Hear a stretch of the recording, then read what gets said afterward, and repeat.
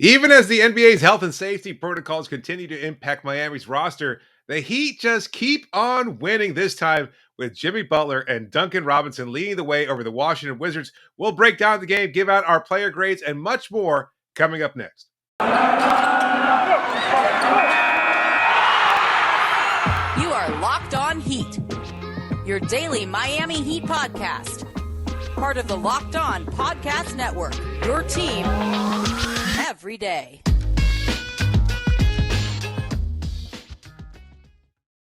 Hello, Heat Nation. It's a Wednesday edition of Locked On Heat, your daily podcast covering all things Miami Heat. However, you may be listening to the show on YouTube, Odyssey, or your favorite podcast app. Thank you so much for making Locked On Heat your first listen every day. I'm David Ramil, and with me, as always, is my co-host, Wes Goldberg.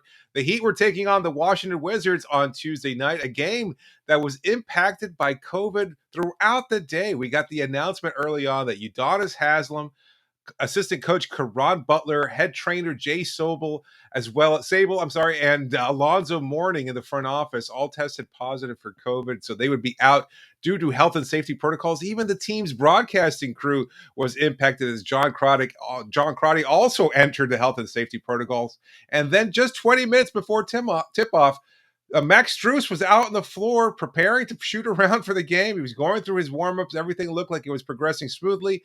And then it was announced right before the game started that he would be out due to health and safety protocols as well. None of that mattered. Again, both teams impacted by COVID as they roll out to the floor. A skeleton crew, both for the Heat and Washington Wizards. But the one mainstay was Jimmy Butler. And thank goodness for that, because he was as incredible as you might expect. He was phenomenal all night long. Started off the game looking to be more of the playmaker as we've seen from him in the past, and then just kicked up his scoring as he is wont to do. He went on an 8-0 scoring run all by himself to help distance the Heat. They built up a 14-point lead in the first quarter. Duncan Robinson caught fire in the third quarter. We'll talk about him throughout the show, but he was just really phenomenal from three-point range. Went 8 of 16 from behind the line, 9 of 17 overall for 26 points to lead the team. And it looked like the Heat would put things away. They were getting steady contributions from a number of key players. And of course, Tyler Herro wound up leading the team as well in his scoring. Just a great game from him as well. But then all of a sudden, just as the game looked like it was out of reach, the Washington Wizards caught fire late in the fourth. Jimmy Butler had to re-enter the game. It looked like he was going to be done for the night, and then he came back in, and at some point he was driving to the lane, wound up rolling his ankle, came back in, shot free throws, finished out the game, and Miami was able to hold on for a 119-112 victory over the Wizards. Not a lot to take away from this, although I think the biggest concern for a lot of Heat fans will be the potential for a lingering Jimmy Butler injury. Wes, what do you think? Yeah, that's obviously the takeaway here. It's really unfortunate because the Heat were dominating this game. It just looked like they were really on track to get some much needed rest Yeah. for Jimmy Butler and Tyler Herro, maybe even Duncan Robinson, especially on this first night of a back-to-back set with the Heat going into San Antonio tomorrow night. It just looked like, they were going to get some rest for the entire fourth quarter for their top three guys in this game, but that wasn't the case. The Wizards battle back. They get it back down to 13 with 5 minutes and 55 seconds to go. Eric Spoelstra calls a timeout, puts Jimmy Butler and Duncan Robinson back into the game, and then Jimmy Butler rolls that right ankle when he's planting on his way to a layup with 63 seconds left in this game, David. It's really a shame. I don't want to hear the stuff about whether or not Eric Spoelstra made a mistake by putting Jimmy Butler back in or keeping him in that late. You had to do it. You couldn't have afforded to drop this game. No way. The Heat end up going 4-0 on this homestand, a much-needed little run here that they're putting together and getting Jimmy Butler back. But, of course, I don't think the blame goes on Eric Spoelstra. I think the blame goes on the guys that were out there, taking the foot off the gas a little bit, perhaps, letting the Wizards get back into this game, but also give credit to Washington. Like Spencer Dinwiddie caught fire from three-point range. Davis Bertans late was hitting a bunch of shots from beyond the arc. I mean, they were just getting shots to go in that they weren't getting in throughout the rest of the game. I don't really know that all that much changed other than the fact that those misses became makes late for them. And then the opposite for Miami, of course. But, now the focus is on Jimmy Butler's right ankle and whether or not he has to miss a significant amount of time. Because if he has to miss more games, the timing is really, really awful right now, especially considering what the alternative was it being him getting some rest in that fourth quarter as opposed to having to check back in. Losing him at the start of a 7-game road trip would be really tough for Miami. Yeah, look, the Heat lead as high as 28, and then they cut it to within 7. So, as you said, it was a no-brainer. Spoelstra had to do what he had to do in order to preserve the victory. And if that means putting Jimmy back out there for an extra minute, you hope that maybe he avoids injury. That wasn't the case. Like, he walked back out on the floor. He was able to at least loosely move around. He kind of had his head in his hands later on after it became apparent that Miami was going to be able to seal the game. So you wonder whether or not there'll be some lingering impact there. He was obviously pretty clearly in pain for a guy like Yeah. Jimmy. We've seen him have a pretty high threshold. And when it comes to knee injuries or swelling and things of that sort, it's always the night of, right? You twist, you roll your ankle, and you hope that maybe you don't develop any kind of swelling, and maybe you'll be able to play on it tomorrow. I would expect, look, again, neither of us know exactly what's going to happen, but I would expect that he'll likely miss a Wednesday's game against the Spurs. They take on the Houston Rockets on Friday, and then they move on to the Sacramento Kings on Sunday. So those are 3 pretty easy teams. Under any normal circumstances, Miami might be able to weather the storm without Jimmy. But given that they only played 8 players tonight, and one of them obviously Jimmy Butler, you can't really afford to lose him. We'll address whether or not Miami winds up adding somebody to this roster, because they actually have to do so in Yeah. order to comply with the league's changes regarding COVID and the health and safety protocols and everything else like that. So we'll talk about that later on the show. Right. But regarding Jimmy Butler, yeah, an unfortunate end to a phenomenal night from him. Again, a career high with 15 assists. Again, just phenomenal playmaking from him. Just mixing it up. It was an MVP performance from him. I mean, this was the Jimmy Butler prior to the tailbone injury that we had been seeing all year long. Yeah. And look, I know, the Heat will add somebody tomorrow. Today, Right. if you're watching this, listening to this on a Wednesday, they're going to add somebody before the Spurs game because they have to. Like you said, Right. we've got some ideas we'll talk about later on in the show. Nobody's replacing Jimmy Butler. And the really tough thing about this, Right. David, is that they're already down Kyle Lowry. I don't know. I mean, normally these are some bad teams, and they've been managing to find ways to win without either Kyle Lowry or without Jimmy Butler. I don't Yeah. know if they can win without both of them. And No. that's my biggest concern. Tyler Herro, as good as he has been, and he had 30 points tonight, 20 of which came in the first half. He was awesome for the Heat. But Incredible. I mean, Tyler Herro and Duncan Robinson plus a bunch of dudes, like, I don't know. We don't know how long Max Strus is going to be out, right? Yep. Because he's being put in the health and safety protocols. He's going to be out for at least 6 more days. So at the bare minimum. So Yeah. this is going to be a really tough loss if they have to be without Jimmy Butler for more than just the second night of a back-to-back in San Antonio.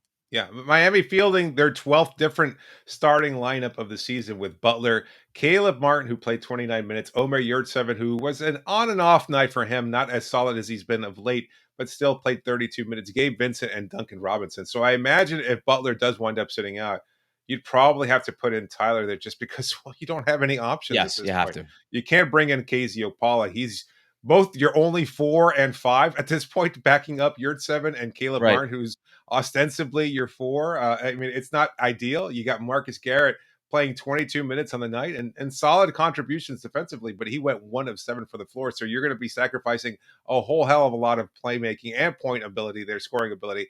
On the plus side, look, San Antonio's impacted as well. No DeJounte Murray for them. He is out as well. I'm sure by tomorrow's announcements, we'll probably be getting more updates regarding that team. If Miami winds up even avoiding any further impact, they might wind up having a player test positive tomorrow. It could happen. Washington's dealing with their own outbreak. They had Bradley Beal out announced right before the game started that he would be out due to health and safety protocols as well. So this is an ever-changing landscape. It's not ideal for anybody, but Miami continues to find a way to win here. Look, that's, to me, we were talking about this. Not a great game, a necessary win, and that's all that matters. You get the win. You figure it out. You do what you can. Every team is dealing with this in some way, shape, or form. And Miami has been able to handle this much better than most with 4 straight wins. Their 5th straight win at home, I believe, just continuing to just get contributions from everybody. Next man up. And no excuses. I saw a lot of Wizards fans and even some media saying, oh, this is a G League team, blah, blah, blah. That's so ridiculous considering when you look at Miami's roster, No, yeah. See, he took 6 care of business. undrafted players. Yeah. Right, 6 no, look, undrafted players play tonight, and then the only 3 guys you had that were drafted include Casey Okpala, Jimmy Butler, and Tyler yeah. Herro. Not exactly a strong NBA unit either. Yeah, I mean, you get just used to these guys from Miami stepping up. Now, I understand that Washington had a bunch of guys that just sort of showed up today. Sure. Elise Alize Johnson, whatever Johnson his was name, signed. Yeah. some guy Alize named they were playing some guy named Sword. His last name was Sword. I just whatever, man.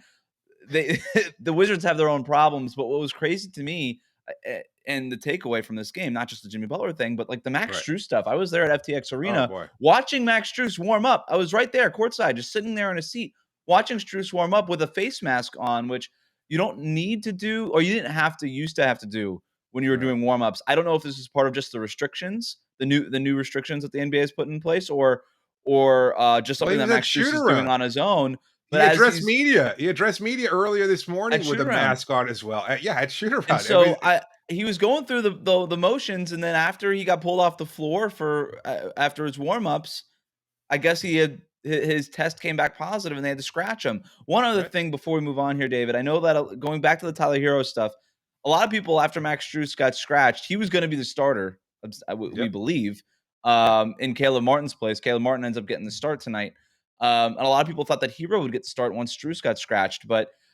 Hero comes off the bench. I think some Heat fans are still frustrated by that. They think that Spo is keeping Hero down or something like that. That's not the case. That's not what is happening. When you are without Kyle Lowry and you only have basically Jimmy Butler and Tyler Hero as shot creators in that lineup, you Right. want to stagger them a little bit. You Right. obviously are going to start Jimmy Butler, and you continue to bring Tyler Hero off the bench as he's been so good at all season long. But if you're without Butler and Lowry, yeah, you're going to end up starting Tyler Hero this time around.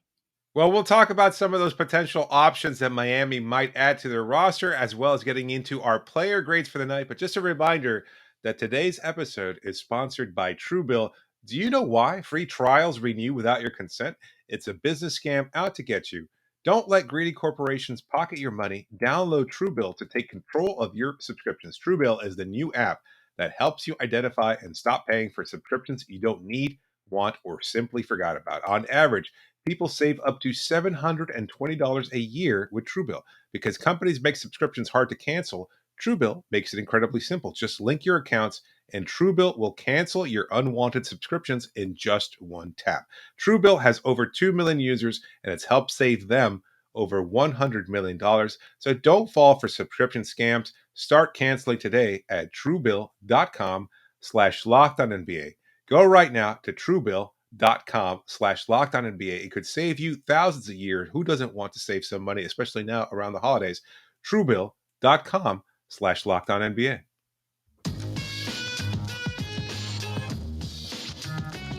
All right, boys and girls, it is time for some player grades. Thank you for making Locked On Heat your first listen every day. Be sure to also subscribe to Locked On Heat on YouTube to get these episodes hours earlier than they go up on the podcast feed.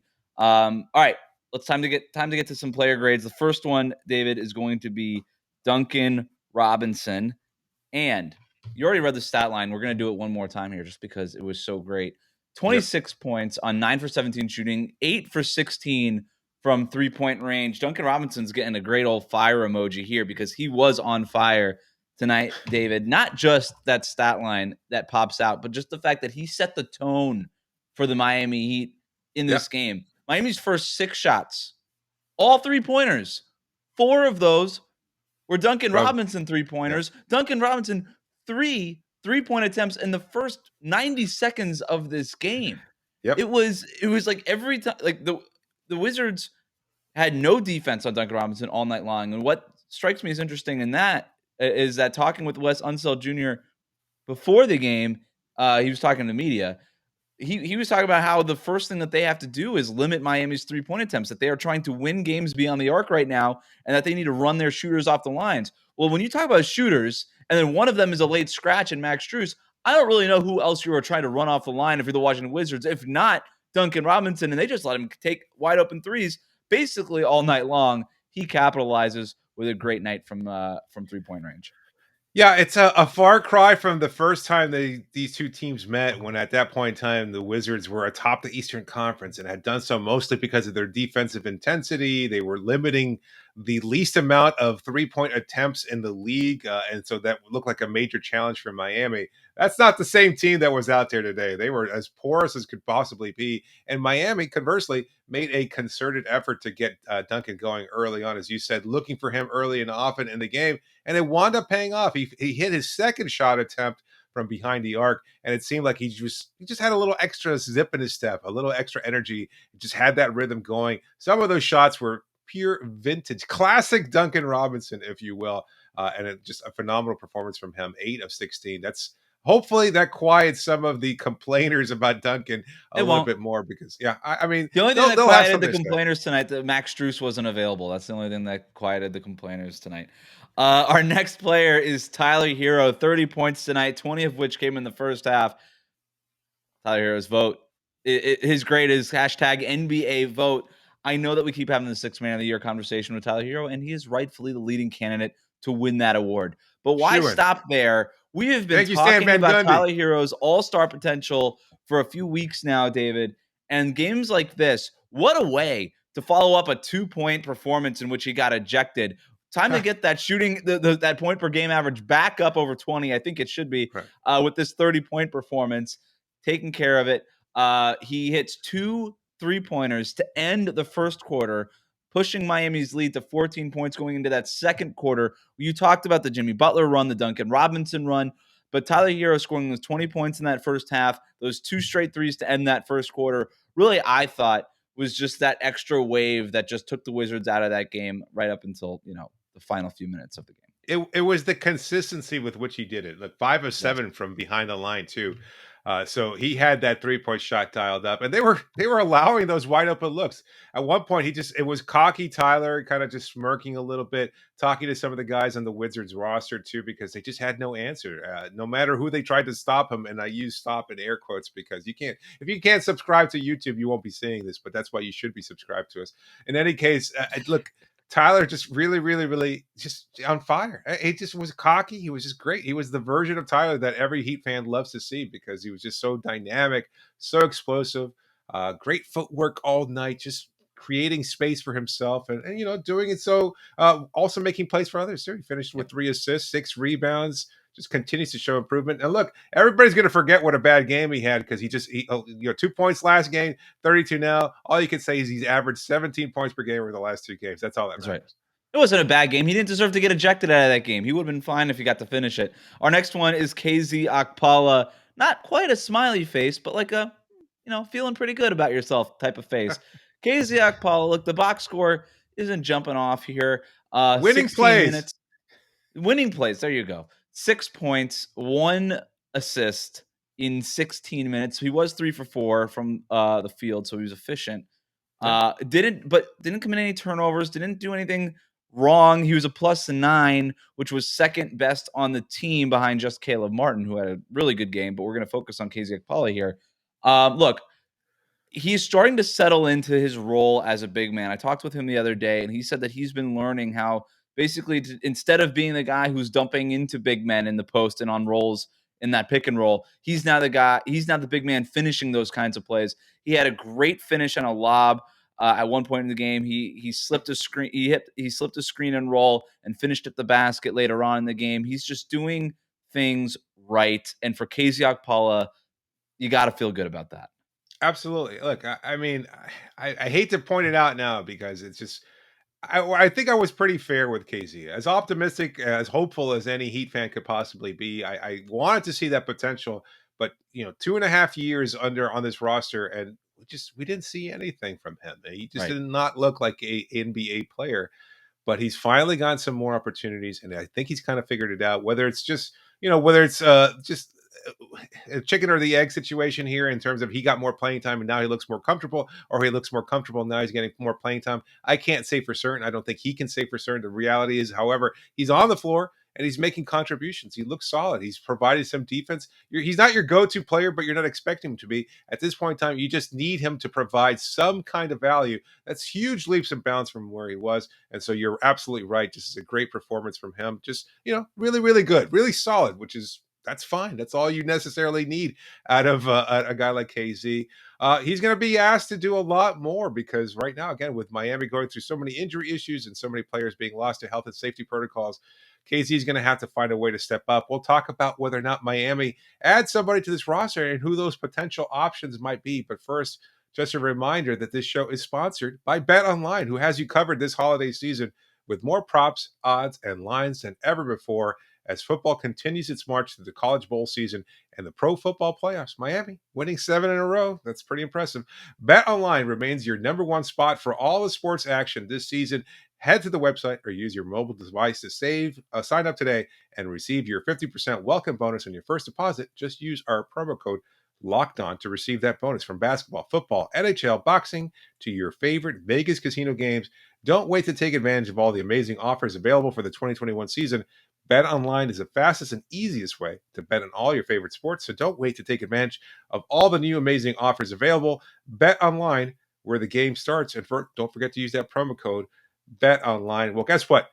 You probably have tried it by now, and if you haven't, you're doing yourself a great disservice because you know what? It's the new year, so that means New Year's resolution. Something we'll talk about a little bit later on in this week for the Miami Heat. But if your resolution is about getting fit or eating healthier, then make sure you include Built Bar in your plan. Built Bar is the protein bar that tastes like a candy bar, 100% covered in chocolate, soft and easy to chew, and yet provides all the nutrients that you might be looking for to make sure that you match all of your New Year's resolutions.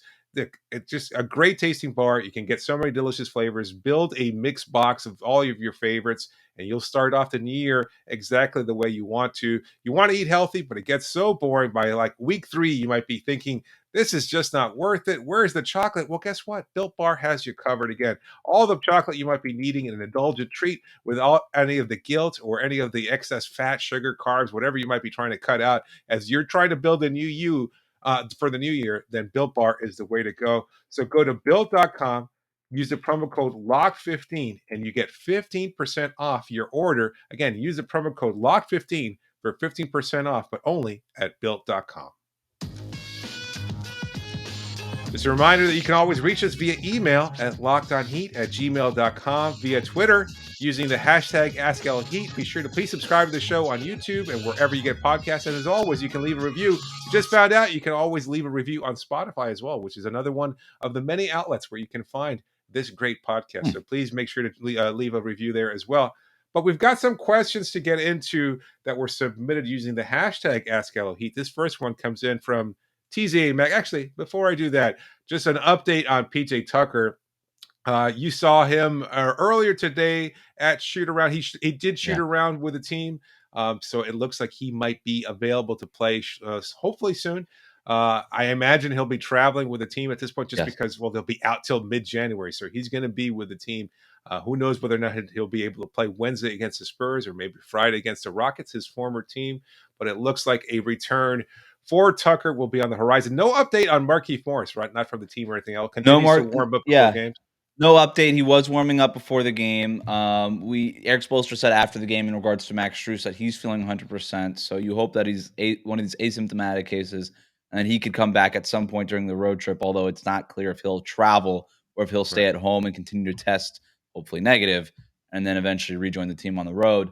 But it looks like it's trending that PJ Tucker he's going to travel with the team and that he could play against San Antonio tonight, or Wednesday night, depending on when people are listening to this. But the Heat are still going to have to add a player because they have now Kyle Lowry, Max Strus, and Udonis Haslem all in health and safety protocols. So they already added Zylan Cheatham to one of these hardship type roster spots. But now that they have 3 players in protocol, they have to go out and, under NBA rules, sign another one. So they're going to bring in somebody, and they have to do it before the Wednesday night game in San Antonio. So it's going to happen soon. Well, that leads us to this question from TZA Mac. He writes in, are the Heat going to get a big man now that Yurt is the only one left as a legit big available, or should they be going for a versatile wing forward? Wes, what do you think? Well, they kind of already have that versatile wing forward, at least theoretically in Zylan Cheatham, right? And for Exactly. those who haven't listened to the episode breaking down Zylan Cheatham and what he's all about, sort of his personal history and the kind of game that he provides, again, Right. theoretically, that's he's sort of like a PJ Tucker light. So he didn't get any playing time on tonight, David. You wonder if Yeah. maybe he would have had the Wizards not cut the lead down the way that they did to single digits late in the game. But I think we can see some Zylan Cheatham, especially if Jimmy Butler ends up missing some time. I think it's either guard in order to replace Kyle Lowry or Hmm. potentially a big man in order to give some sort of depth behind Yurtseven. Wouldn't surprise me. And look, they've got a guy that they like, Micah Potter, playing for their Sioux Falls team, their G League affiliate there. Micah Potter had a nice showing during the Summer League in Las Vegas. You wonder, he obviously knows the system because he's part of their G League squad. So Right. do you just make it easy, especially given the quick turnaround, just bring in a guy who knows the franchise, knows the organization, and you could just fly him from South Dakota to San Antonio? I think that's the route they go. Given Miami's history, that's usually how they progress with these sort of things. It's not the buyout market. They're not looking to add a proven veteran at this point. It's just somebody who helps them tread water. And what better way to do that by somebody, as you said, who is already familiar with the system? Part of what has made Sioux Falls such a successful G League franchise over the years is that they train the same way as the Heat does. We've talked to players who have experienced the Sioux Falls the way that it's played there. It's basically just an easy transition, kind of like the 905 with the Toronto Raptors. They've had a very successful development program. Sioux Falls has always been a great gateway for Miami as well. You learn the exact same things. The coaching is very similar, and so it's just for a guy like Potter. He would be immediately plugged in, plug and play, as Spo likes to say. He would get early minutes. He would be able to be familiar. He might not be ready for NBA level speed and athleticism and things of that sort. The G League is a very different animal in that sense. Guys are looking to score. The pace is much more quick. Defense is not as prevalent, etc. He'll be tested, but he doesn't have to do much. Again, it's just a matter of him going out there and being able to show something. So Right. I think that's a likely scenario. I know Heat fans and people wanting to listen to the show are probably expecting a bigger name. Let's Mario talk about Chalmers. him. Yeah, Mario Chalmers, Michael Beasley, J.R. Look, Smith. I'm okay with Michael Beasley started playing some center late in his career. What was it with like the Lakers? They It's would just never play going him to at happen. center every once in a while. It's never going to happen. Not No, gonna happen. it's not. Mario Chalmers also is probably not going to happen. That's not the direction that the Heat are trying to go into. But if they are looking at a center, a couple names that people have thrown out on Twitter. Larry Mhm. Sanders hasn't played in the NBA for a long time, mostly I because he love it. doesn't want to. Yep. It sounds like he just doesn't love playing basketball. I don't think that's an option. Another name that you and I have talked about here and there, Jahlil Okafor. He trains in Miami, had a brief stint with the Hawks during the preseason that didn't work out, obviously, but you wonder if maybe the Heat do go in that direction. I wouldn't rule it out. Not Jahlil Okafor specifically, but going in like maybe more of a established type of name. We just saw Greg Monroe land with Minnesota Oh, Timberwolves. There's something to be said about getting a guy on this short of a turnaround. As much as Micah Potter, I think it's helpful that he has some sort of familiarity within the Heat. He has no familiarity with playing in the NBA, right? And so you could make the argument at least that going and getting a guy who has more recently played in the NBA or has played in the NBA at all, yeah. in some cases, might actually be more of a better option given the quick turnaround than a guy who has never played in the NBA, despite the familiarity with the franchise. I don't know that I agree with that. I'm just saying that an argument could be made. No, I agree with you 100%. With a guy like Okafor, there is some experience there. I'm very, very confused. Oh, okay, yeah, you mentioned it. He played. I'm looking it up right now because I'm curious. It's like why he doesn't get that kind of opportunity again. I mean, an NBA ready player. He's had some experience there. He's had his moments. It's not been a great career for him. Not an easy transition from the collegiate player that he was. Although he's a former teammate of Justice Winslow's when they won the national championship over in Duke. Uh, Obviously there's some great Duke connections within the Heat organization as well. You figure that would be one of the early names brought in there, but I can't see Yeah. why. I can't see why they've leapfrogged past a guy like Okafor and then gone with somebody like Monroe, who I don't think has played in the league for like 3 seasons, and yet a Monroe contributing. I mean, a guy who led Minnesota to a win over a Boston Celtics team that is reeling right now. So it's been interesting to see all these names that keep coming up here. Yeah. Even Knight, who was with the Skyforce not that long ago, picked up by the Dallas Mavericks. He wound up having a 20-point night for the Mavs and a win there. So it's been interesting to see. Rony Cycli. I mean, I he's still I around think his doing stuff. NBA career has been a little bit too Yeah. productive for him. I don't think he could. I don't think he can play at the NBA level anymore. Yeah. The 10-day contract isn't as lucrative as the DJ stuff, I guess. Yeah. Anyway, but we'll be back on Wednesday night after the Heat take on the San Antonio Spurs, hopefully with Jimmy Butler in the lineup. Thanks so much for making Locked On Heat your first listen every day. Remember that every episode is always free and available wherever you get the show. So make sure you subscribe to get the best coverage available. Make sure to also check out Locked On Bets, your daily one-stop shop for all your gambling needs. This is David Ramil signing off for now. Thanks so much for joining me, Wes. Thanks for having me, and rest in peace, John Madden.